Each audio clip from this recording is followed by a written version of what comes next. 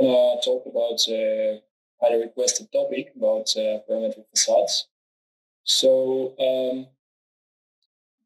basically, as many people asked to make this building, particularly this one, I thought that, I've seen quite a lot of tutorials about Al-Bahar Tower on the internet. For those of you who, I'm pretty sure most of you are familiar with this building, but for those of you who are not, it's a pretty nice tower. Actually, two towers designed by architectural company AEDAS. So it has a kinetic facade that basically responds to the time of the day and to the motion of the sun. And as a result, it helps to minimize the expenses on cooling down this building and also to avoid overheating and maintain a comfortable environment inside the building. So why you want to make specifically this facade, this design? Because I've seen quite a lot of tutorials on the internet about this building, and of course, most of the tutorials I see about Grasshopper, they are still quite useful and quite valid. But a lot of those tutorials, particularly, they were showing as a reference image, they were showing this facade, but as a result, they were getting something different. So, for example, the triangles, they were not folding. They were, on the contrary, opening in some of them. And I have also seen a couple of decent tutorials about which were quite close to showing this exact building, showing all the principles and explaining how it's built.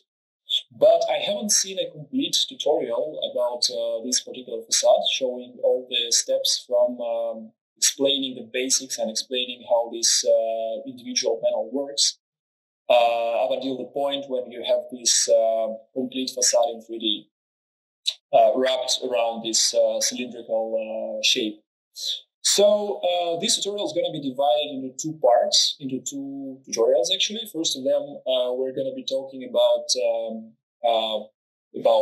this facade and the principles of its work in, let's say, not in 2D, but it's going to be applied to a flat facade, a flat surface. And in the second half of it, which is going to be made next week, we're going to be talking about turning it into a three-dimensional structure. So let's move on. Let's start. As you can see, this image, it's not the best quality that I could find on the internet, but basically what it shows is how these different panels are changing depending on the sun path, right? So some of them are closed and some of them are quite open, folded. And as you can see, basically we have each panel is an equilateral triangle, right? Which is in turn being divided into 6 triangular segments. And all of the segments, they can be folded pretty much like an umbrella, right? To close and, or to open them. So, let's move on and let's start making this facade. So, we're going to start working directly. I want to skip the part when we make this thing for one panel. We'll start directly with the entire structure. Of course, to make it a bit simpler, we will still develop, and I will be explaining all these principles using one panel as an example. But we will build our script in such a way that we will be able to select if we want to use only one panel or if we want to use multiple panels, right? So in this sense, it should be quite easy. I'm going to save the document in the folder. So live sessions, Al-Bahar Tower, and today's date is December 2nd, 2023. So yeah. Let's do it. I'm going to bring in the bifocals so you can see the names of the components and plugins that we'll be using. So let's go directly to the vector grid and let's take the triangular grid from here. Why would I prefer to use this triangular grid? I mean, we can also use the Lunchbox panelization tool, this one, Triangle Panels B, which is also a valid tool for this approach, but I think it's just a bit easier to get equilateral triangles with this component, so we'll use it. Use this grid. So let's move on. I mean, with large blocks, it's a bit more tricky. We need to rationalize it with kangaroo bit. So it's, that's what we're going to do in the next part, in the next tutorial, when we're going to be working with a three-dimensional structure. So let's get some decent amount of triangles. Let's say maybe 10 by maybe 10 by 8 or something like this, more or less. I'm going to switch off the grid, and I'm also going to give it some more or less decent size. Let's say maybe 5 or maybe 3 meters. Let's say something like this. I'm going to be working in meters, but of course, this is not a real project. This is not going to be built, so we can use in let's say some units. Okay, so let's take this. Let's extract the outputs of these components. Let's take the points and let's take the curves. And as you can see, these points are the centers of this triangular polylines, right? So it's basically like the center of the polygon.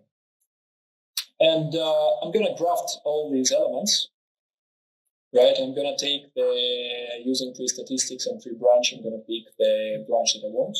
So let's take this branch.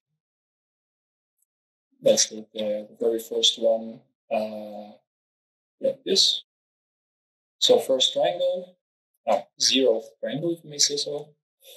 And first center point.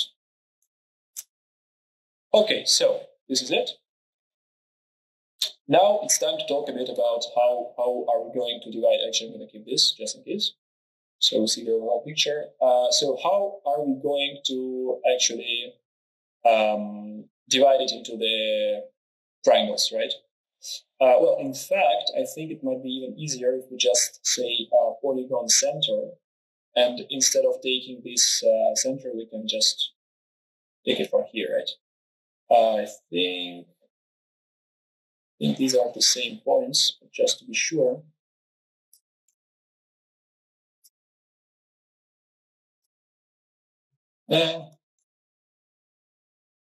Same point, right?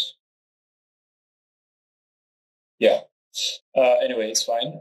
These are like 2 points. They are basically pretty much the same position. Yeah, same position. Perfect. Why am I doing this? Well, just to make sure that it's going to be easier for us once we want to switch from one branch to the entire tree. It's going to be easier to do so. That's the only reason. So, right, next. The thing we need to do next is actually we need to start dividing it into the separate triangles. So let's explode this this curve. Let's take the curve middles from these segments, and let's build the lines. Right. So we take from here we need to take from these vertices we need to remove the last one. Call index, this one. We remove the last one or the first one. Doesn't really matter because we're dealing with a triangle. So and now what we need to do, we need to connect this point, right, to all of these 3 points, and then we do the same thing with this curve middle, right? So we're doing something like this. Perfect. So this is basically our division of this panel in its initial stage when it's not open at all. It's completely actually, it's quite the opposite. The panel is completely open, and that's why the window behind it is completely closed, right, from the sun. So it's a bit counterintuitive. Now, how are we going to move it?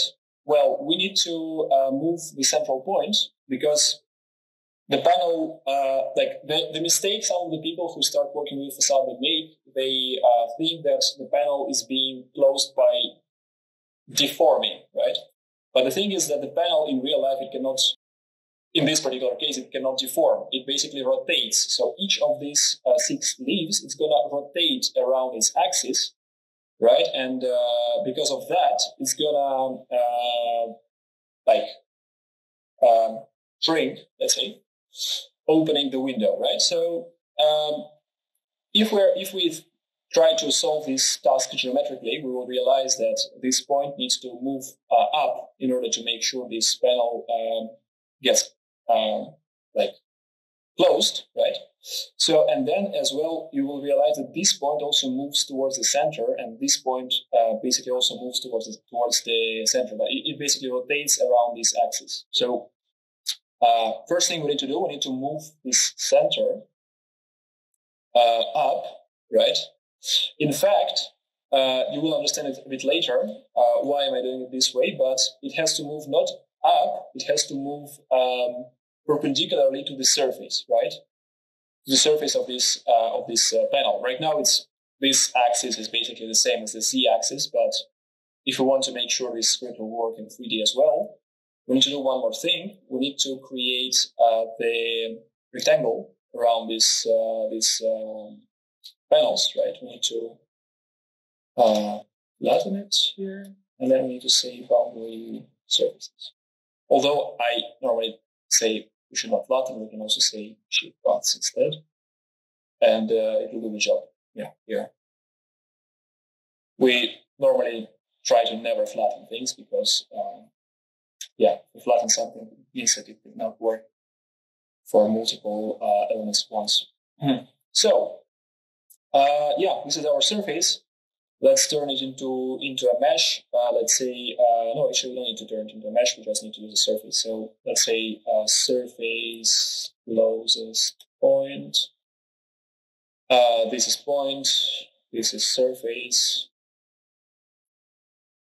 I'm going to move it over a bit lower. Something like this.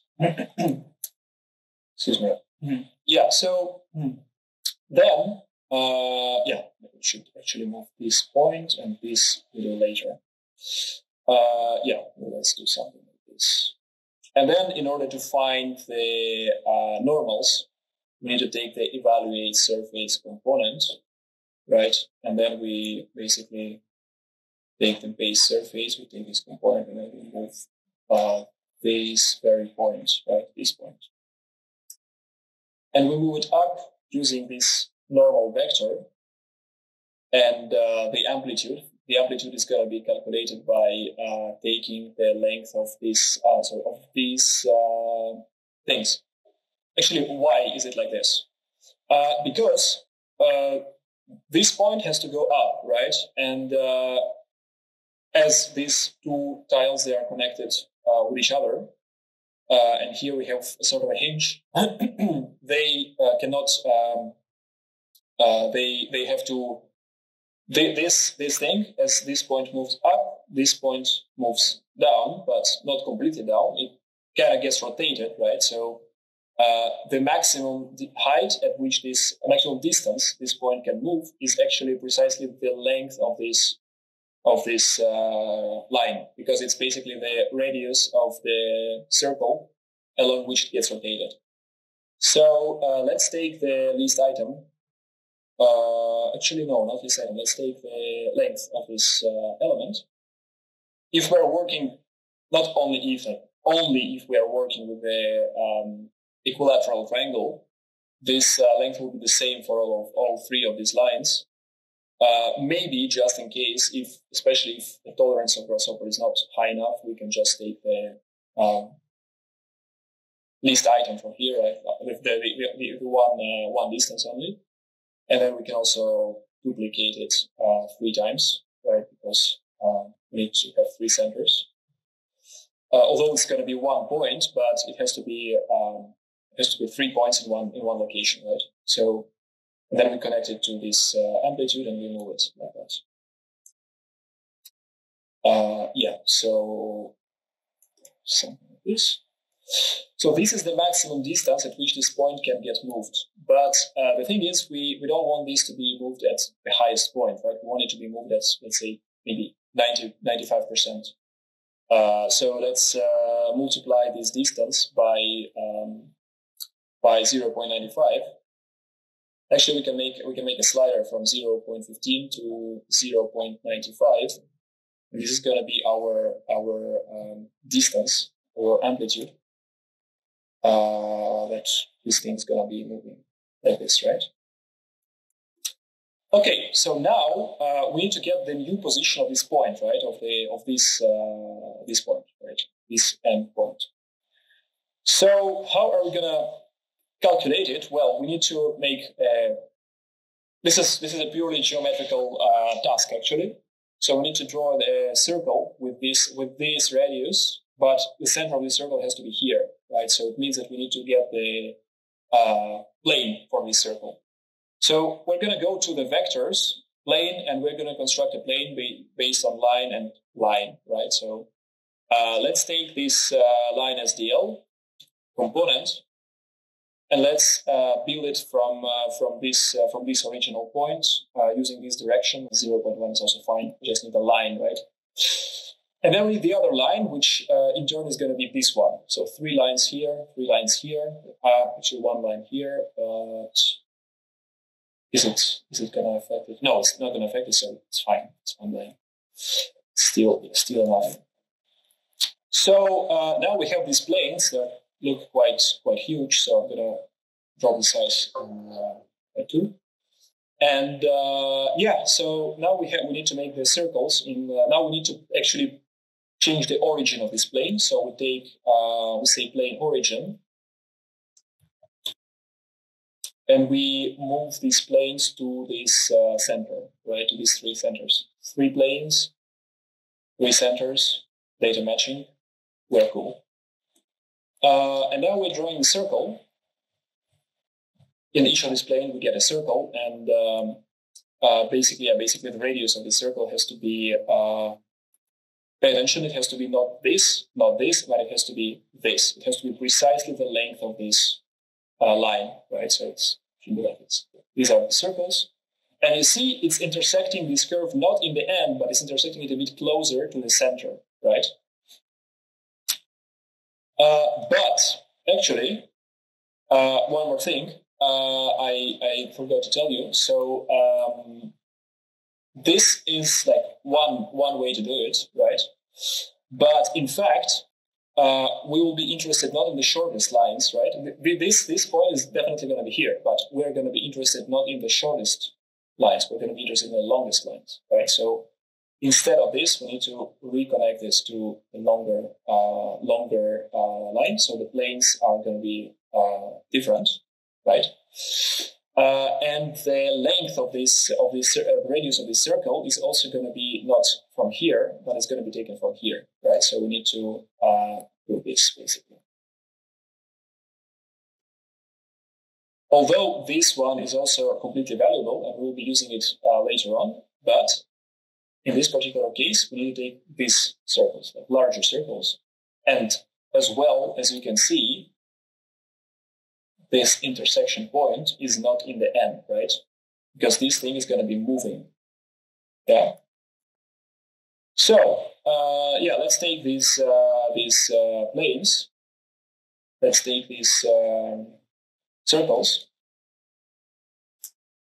and let's move on. Let's find the point, actually, the new point. So we take the curve intersection, go to intersection, we take the physical curve, take this circle, and we also need to take this old line, right? So we take it like this. And we get these intersection points. Good. So we have these points. We also have this new moved center point, right? Like this one.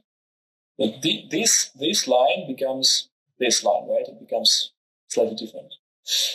And now, another thing we need to do, we still need to maintain those circles, right? So we take this plane as well, right? So we need to take those lines here.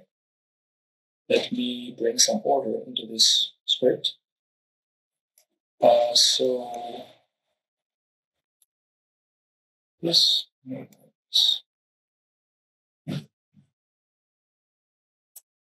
Yeah, so we're going to use this square like that. There we go.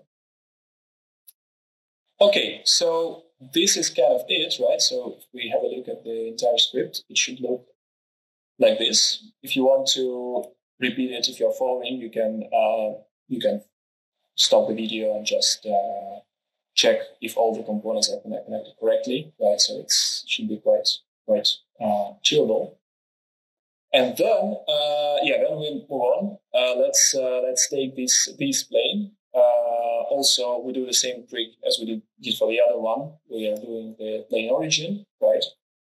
And then we are building a circle in this plane. And this time we're actually using this distance, right?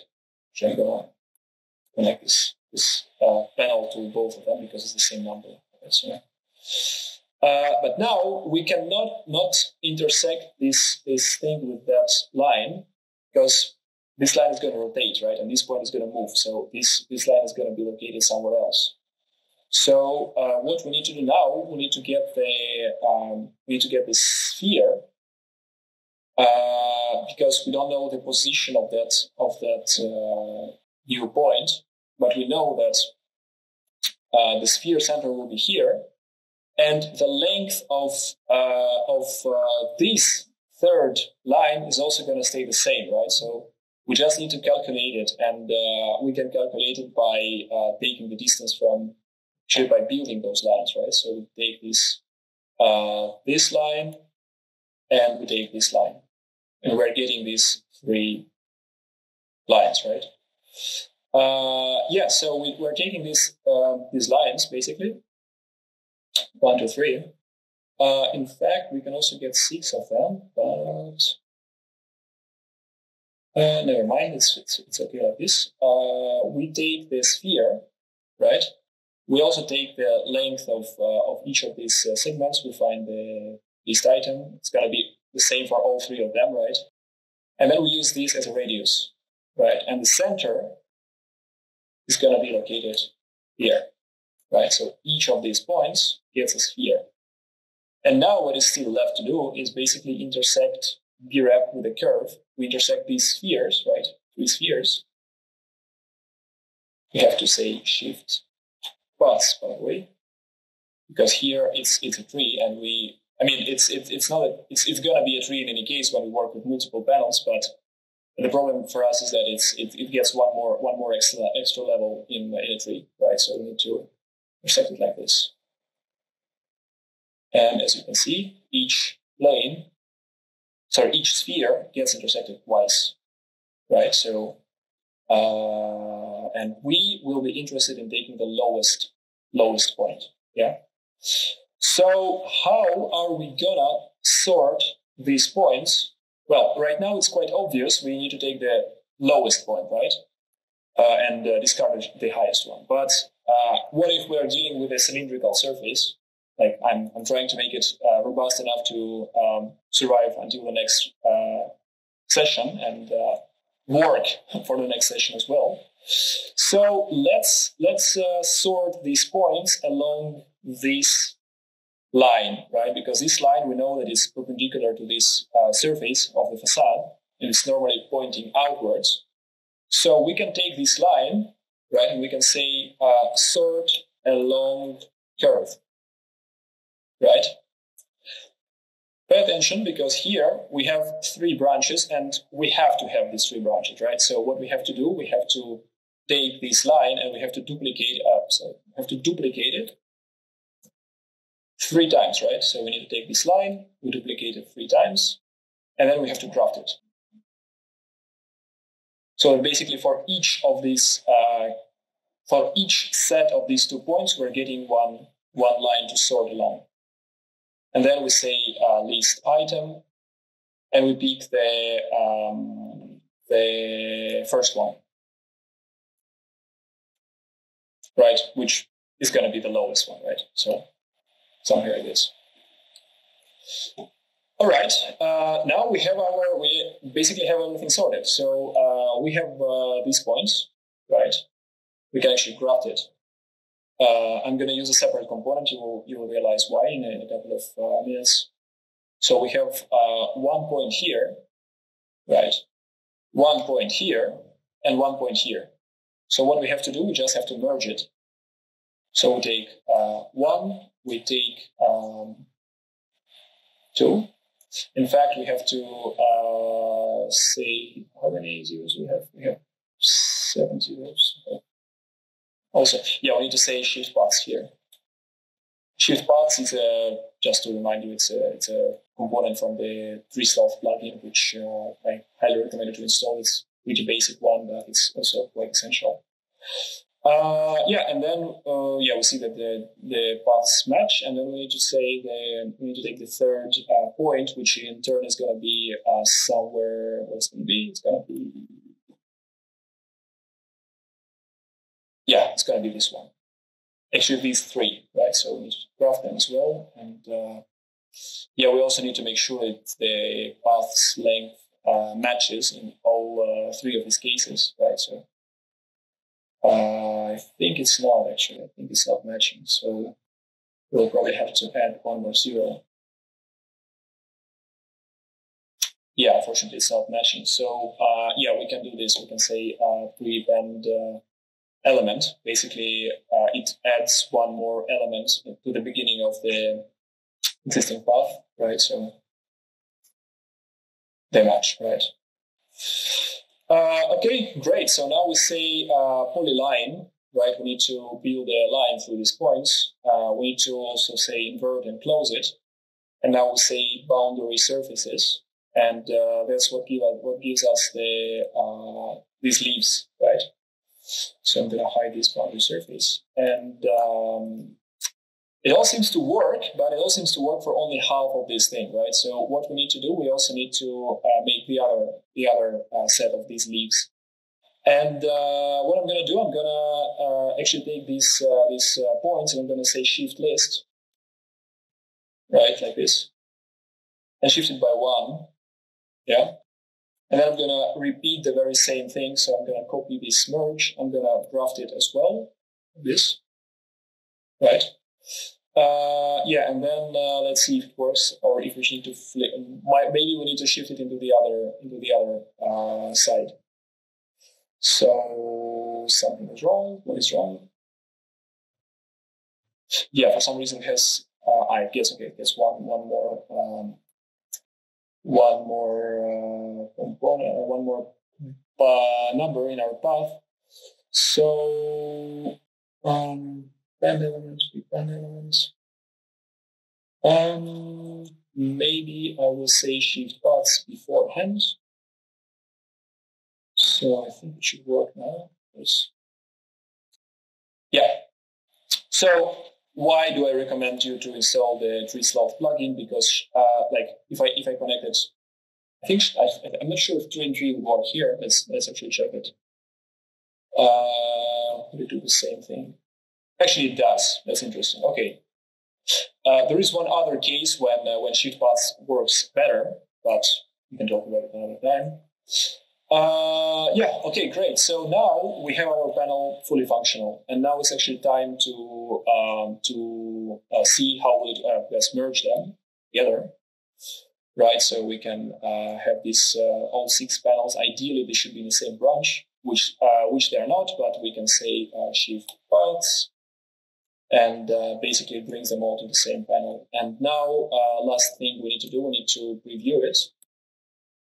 And let's find some fancy color. Well, maybe not so fancy, but let's say close to the original. I think the original color looks quite nice, actually. Without not be colorblind today. Let's see how it looks in render mode. I mean, nothing spectacular, not too bad, actually. Maybe if I switch on the sun, it will be a bit more, kind of gives a bit more volume to this thing.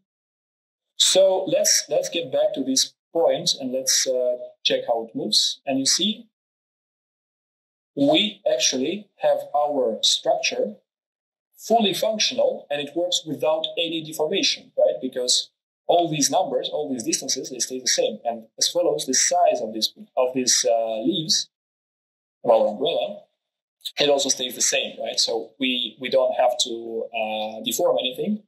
And actually, I think it's not going to be a big exaggeration if I say that we can actually fabricate it, and it's going to be opening and closing, right? So we can actually, I'm saying this because I did it in the past when I was a student. I fabricated this facade, and it works, right? So if we add some hinges here, it's going to open and close, and it's going to be, it's going to be working exactly like this. And now it's the final test of our script, like if it's going to work for everything, if it's going to work for multiple panels or not.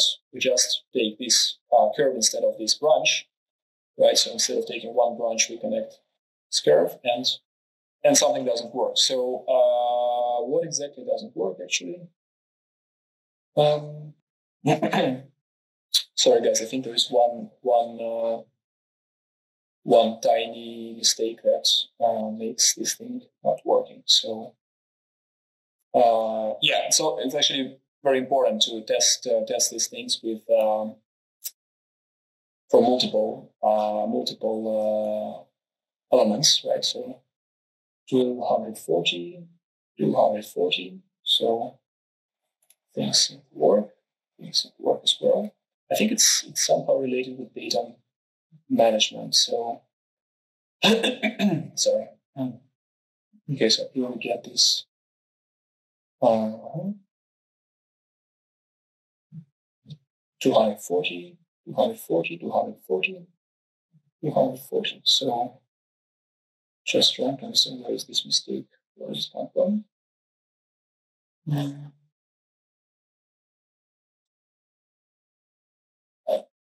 What if we don't? Okay, let's try something else. Let's try to say match 3. That's actually really weird. Yes. No, it's not going to. Let's say match 3. Yeah, it should work.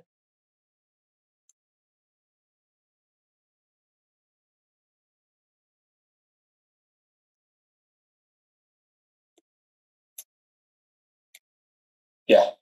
Okay, interesting.